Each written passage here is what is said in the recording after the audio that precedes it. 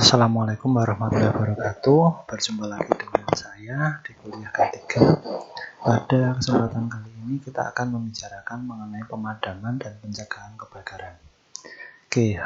Kenapa materi ini diberikan? Karena kita tidak bisa lepas dari resiko kebakaran dan bagaimana pencegahan kebakaran pada saat nanti kita akan bekerja ataupun telah bekerja. Selalu ada bahaya mengenai kebakaran ini dan bagaimana cara penanganannya, penanggulangannya, dan bagaimana cara evakuasi saat terjadi kebakaran akan kita diskusikan pada pertemuan hari ini.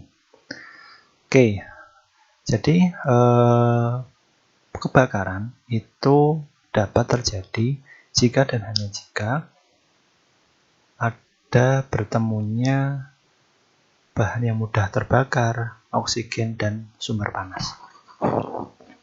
Jadi ketika salah satu dari 3 komponen ini tidak muncul, maka kebakaran tidak akan terjadi. Misalkan contoh seperti ini. Teman-teman kalau mengisi bahan bakar di SPBU ini tentu saja adalah mengisi dengan bahan yang mudah terbakar. Bisa itu Pertalite, Pertamax, Dex, dan lain sebagainya. Dan ada oksigen. Kenapa kita bisa tahu ada oksigen di SPBU? Ya karena kita bisa bernafas. Kalau tidak ada oksigen ya kita nggak bisa bernafas. Namun kenapa di SPBU itu tidak terjadi kebakaran? Karena di SPBU tidak ada ataupun dihindarkan dari yang namanya sumber panas. Sumber panas bisa api, bara, loncatan hubungan listrik, hubungan pendek, logam panas, dan reaksi isotermis. Jadi meskipun ada bahan yang mudah terbakar dan ada oksigen, namun dengan tidak adanya sumber panas maka tidak akan terjadi yang namanya kebakaran. Jadi sistemnya adalah oksigen, panas, dan bahan yang terbakar itu harus ada. Kalau ada bahan bakar, ada panas tapi nggak ada oksigen, itu tidak akan terbakar. Namun ada oksigen, kemudian adanya sumber panas, namun tidak ada bahan yang mau dibakar, ya tidak akan terjadi kebakaran. Seperti itu. Kemudian bahan bakar dan udara ini definisinya adalah bukan hanya bahan bakar, bukan hanya padat saja, namun ada bahan bakar yang berupa cair dan gas. Bahan padat teman-teman bisa tahu di mana saja, ada kayu, kertas, baju, apapun itu yang berbentuk padat dan mudah terbakar. Kemudian ada bahan bakar cair, bisa Pertamax, Pertalite, solar, ether, benzen, alkohol, itu gas ataupun bahan cair mudah terbakar. Dan bahan gas, teman-teman di rumah memiliki kompor gas dan isinya adalah bahan gas yang mudah terbakar. Ada buten, asetilen, metan, dan bahan-bahan ataupun gas yang mudah terbakar lainnya. Bagaimana dengan udara, oksigen? Dalam konteks kita adalah oksigen. Teman-teman sudah tahu bahwa kita bernafas dengan menghirup udara yang terdiri dari oksigen dan nitrogen. Kurang lebih 80% adalah nitrogen, 20%-nya adalah oksigen, dan sisanya sebagian kecil gas-gas lain. Sebenarnya kebakaran nggak terjadi ketika kita bisa mengisolasi oksigen, memisahkan oksigen dari segitiga kebakaran, yaitu adalah oksigen, panas, dan bahan yang mudah terbakar. Namun pada prakteknya sangat sulit untuk memisahkan oksigen dari lingkungan kita. Dan meskipun jumlahnya sekitar 28-20%, namun persediaan oksigen ini sangat-sangat besar dan tidak terbatas. Maka itu, untuk mencegah terjadinya kebakaran, yang kita bisa lakukan adalah mengisolasi bahan yang mudah terbakar dan mengisolasi panas. Kemudian cara penanganan kebakaran. Penanganan kebakaran yang dilakukan tidak hanya sekedar pemadaman saja, namun ada tindakan preventif, pencegahan, dan pemadaman, serta prosedur evakuasi yang harus dilakukan. Bila terjadi kebakaran, maka evakuasi itu wajib untuk dilakukan. Karena kenapa? Kita tidak mau menjadi korban kebakaran di dalam suatu ruangan. Kalau ada kebakaran, ya harus keluar dari ruangan tersebut. Untuk menjalankan ketiga langkah tersebut, diperlukan sistem pengendalian kebakaran. Dalam kaitannya dengan kondisi kebakaran, ada 5 hal yang perlu teman-teman perhatikan. Yang pertama adalah mencegah penyalaan. Yang kedua adalah pemadaman tahap dini. Ketiga adalah mencegah pertumbuhan api. Keempat adalah mengontrol asap. Dan kelima adalah melakukan evakuasi. Skemanya teman-teman bisa lihat di sini. Ketika ada sumber api, yang kita lakukan adalah mencegah penyalaan. Mencegah penyalaan kita bisa lakukan dengan menerapkan aturan, disiplin, dan organisasi. Misalkan aturan yang sering-sering teman-teman terlihat adalah bahwa di SPBU itu tidak boleh merokok menyalakan api. Kemudian bagaimana cara mencegah ataupun mengontrol pertumbuhan api? Dengan pemadaman tahap dini. Caranya adalah bagaimana kita mendeteksi dulu apinya sebesar apa. Kemudian sarana alat pemadam apinya ada enggak? Kemudian dengan menggunakan sarana alat pemadam api ringan. Atau lebih besar lagi menggunakan sistem hydrant. Oke. Kemudian bagaimana jika apinya sudah tumbuh? Yang kita lakukan adalah mencegah pertumbuhan api, membatasi beban api, membatasi bahan non-combusted, kompartementasi, dan dinding penahan api.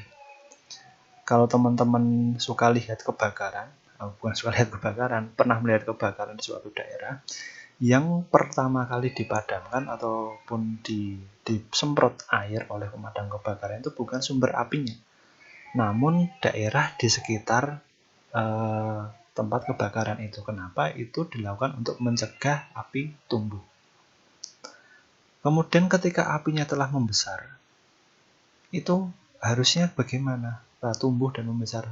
Kontrol asap, smoke fan, tata udaranya harus siap untuk hal seperti itu.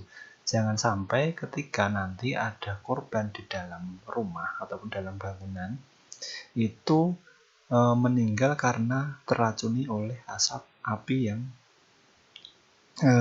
ditimbulkan oleh kebakaran. Yang terakhir adalah evakuasi. Bagaimana mengevakuasi? Ini harus ada organisasi. Harus ada yang mengarahkan. Orang itu kalau udah panik tidak tahu harus bagaimana. Sehingga perlu ada orang untuk mengarahkan bagaimana sistem evakuasinya, lewat mana dan sebagainya. Kedua, adanya SOP, standar operasional prosedur untuk evakuasi ini.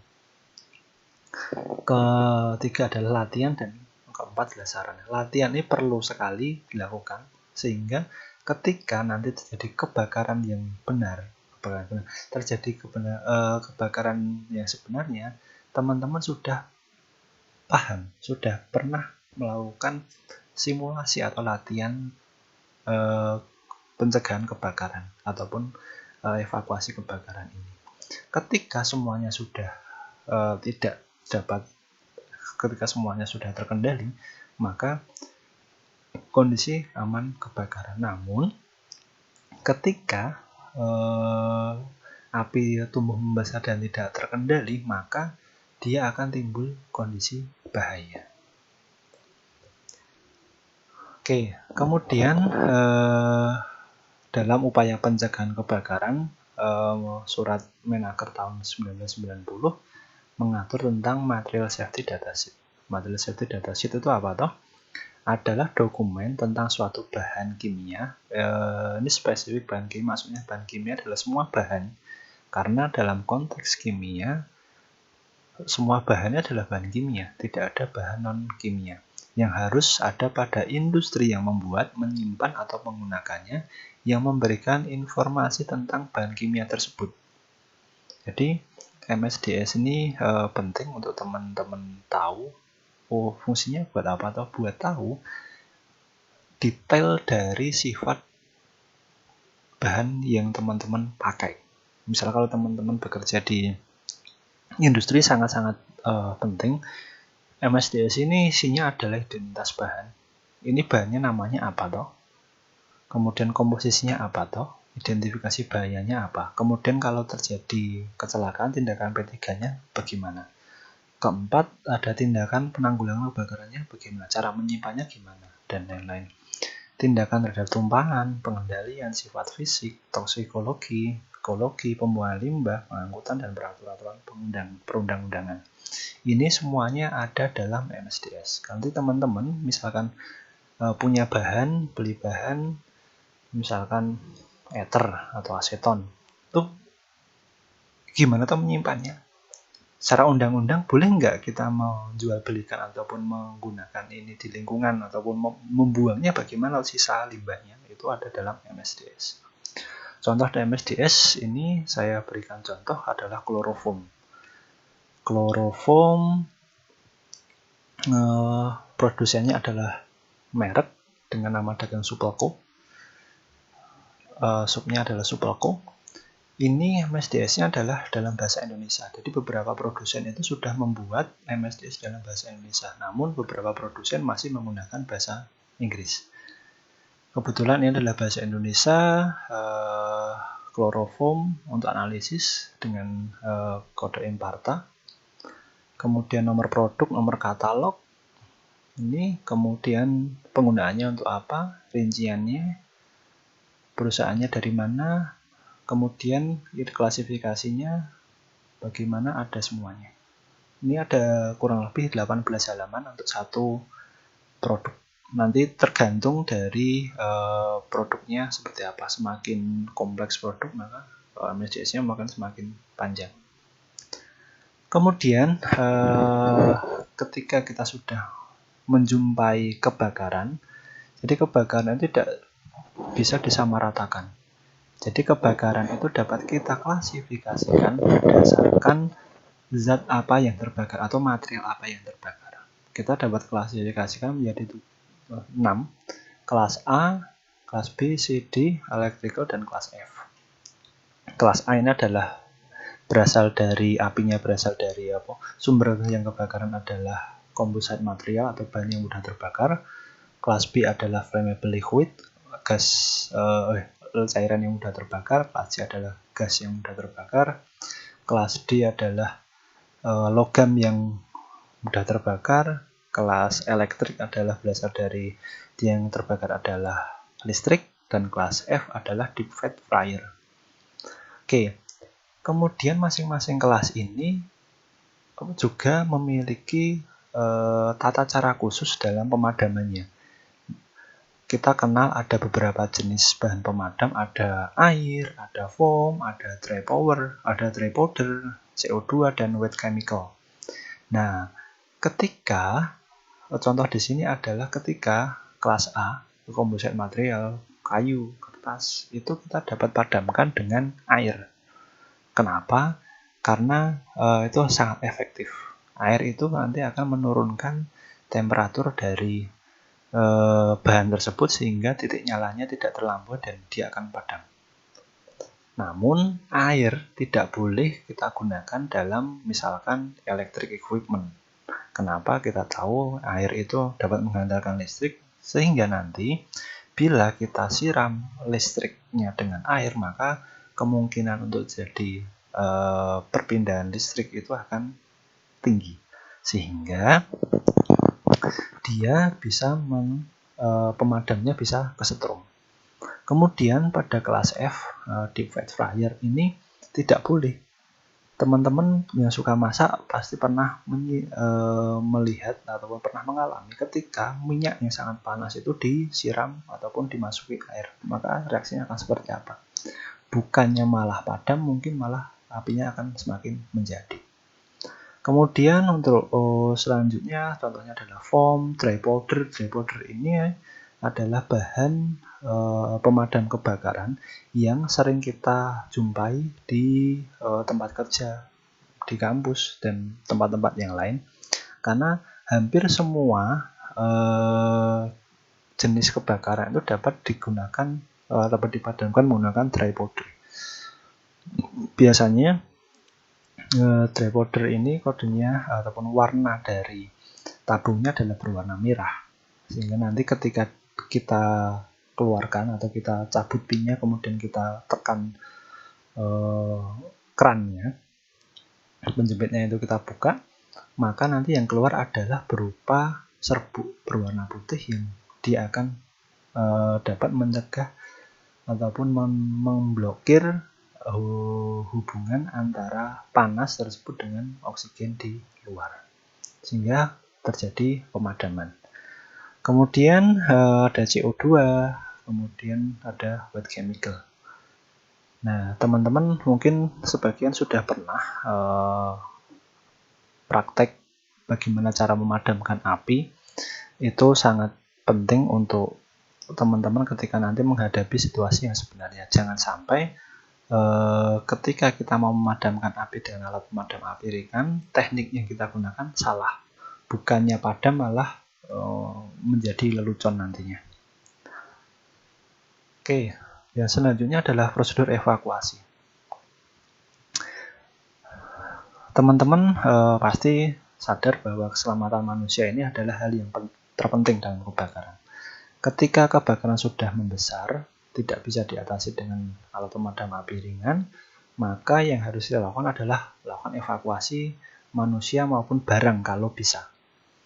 Yang terpenting adalah manusianya. Oke, pelaksanaan evakuasi dilakukan sesuai dengan sistem evakuasi yang ada pada gedung atau bangunan yang terbakar. Gedung yang baik memiliki sistem evakuasi standar, baik itu di rumah sakit maupun di gedung-gedung di mall katakanlah, itu pasti harus memiliki sistem evakuasi karena itu persyaratan wajib.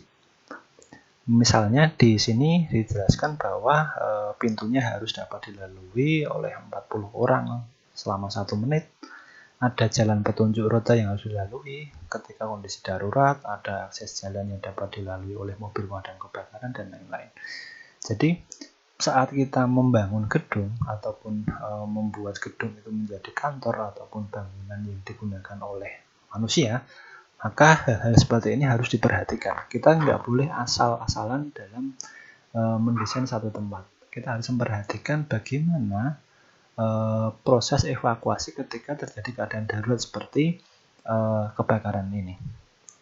Kemudian mengingat pentingnya langkah-langkah evakuasi jika terjadi kebakaran, maka perlu adanya manajemen SOP yang baik. Latihan secara berkala dalam menghadapi kejadian kebakaran dan penyebaran informasi tentang tata cara penanggulangan kebakaran. Idealnya teman-teman nanti ada pelatihan pemadaman api menggunakan alat pemadam api ringan, sehingga nanti teman-teman tahu betul bagaimana cara menggunakannya. Kemudian kalau ada kebakaran nanti bagaimana arah evakuasinya dan sebagainya. Biasanya kalau teman-teman di tempat kerja harusnya akan diberikan pelatihan mengenai setidaknya SOP dan pelatihan ataupun simulasi kebakaran. Nah, sekian untuk kebakaran ini. Maksudnya bab mengenai kebakaran dan pemadaman api. Ingat, kebakaran hanya terjadi ketika oksigen, bahan yang mudah terbakar, dan sumber panas, sumber api bertemu. Ketika salah satunya tidak tidak hadir, maka tidak akan terjadi kebakaran. Maka penting untuk mengatur supaya ketiga hal ini dapat terawasi. Misalkan yang paling gampang adalah di dapur. Jangan sampai ketika kita di dapur itu banyak bahan-bahan yang dia mudah tersambar api dan mudah terbakar. Misalkan kalau teman-teman masaknya lupa maka harus dijauhkan dari sumber-sumber bahan yang mudah terbakar, misalkan celemek ataupun sarung tangan buat menghindari panas itu. Jadi jangan didekatkan pada sumber api. Sekali digunakan, tempatkan pada keadaan semula yang dimana dia jauh dari sumber api. Oke, sekian dari saya. Kurang lebihnya mohon dimaafkan. Assalamualaikum warahmatullahi wabarakatuh.